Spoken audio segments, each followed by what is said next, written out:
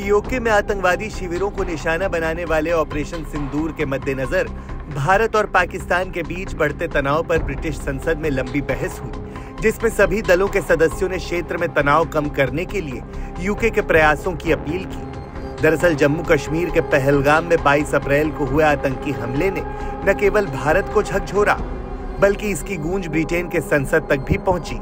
हालांकि इसके बाद 6 और 7 मई की रात को भारतीय सेना ऑपरेशन सिंदूर के तहत पाकिस्तान और पीओके पर हमला कर 9 आतंकी ठिकानों को तबाह कर दिया।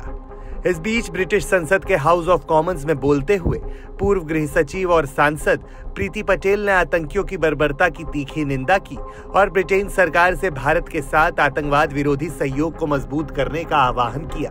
ब्रिटिश सांसद ने जोर देकर कहा कि पाकिस्तान में पनप रहे आतंकी समूह भारत और पश्चिमी देशों दोनों के लिए खतरा है और ब्रिटेन को अब इन समूहों की पहचान और कार्रवाइयों पर कड़ा रुख अपनाना चाहिए।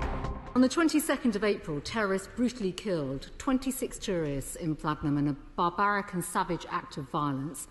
Most victims were killed at point-blank range by gunshots to their heads. My thoughts and prayers were with all those that are affected by this murderous, violent terrorism in Flagnum. This was an act of terrorism, and we must reflect on the fact that Flagnum has joined Mumbai, New Delhi and other places in India that will be forever scarred by an act of terror. Mr. Speaker, this is clearly a precarious moment, and we want to see tensions ease between India and Pakistan. We want to avoid a state-on-state military escalation. We're also clear that India has the right to take reasonable and proportionate steps to defend itself and to dismantle the vile terrorist infrastructure that has caused death and continues to threaten them. And we know that terrorists based in Pakistan threaten India and Western interests. It was the country that Osama bin Laden was hiding in.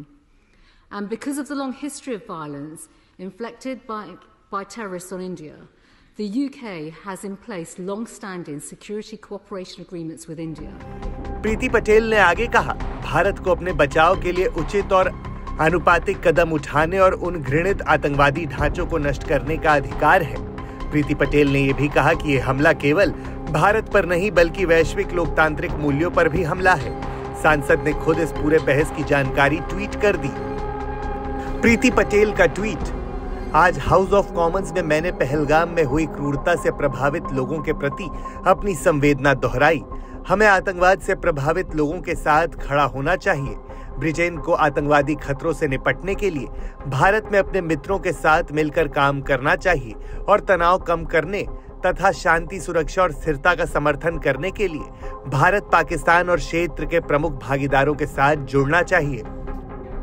Patel ने पाकिस्तान की तरफ इशारा करते हुए कहा, ये वही देश है जहां ओसामा बिन लादेन छिपा था और ये कोई संयोग नहीं कि आतंकवादी नेटवर्क वहां फल फूल रहे हैं।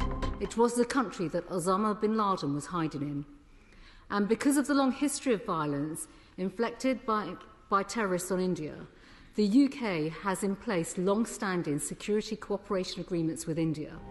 बता दें कि प्रीति पटेल भारतीय मूल की एक प्रमुख ब्रिटिश नेता हैं, जो नेशनल सिक्योरिटी और आव्रजन पर अपने सख्त रुख के लिए जानी जाती हैं।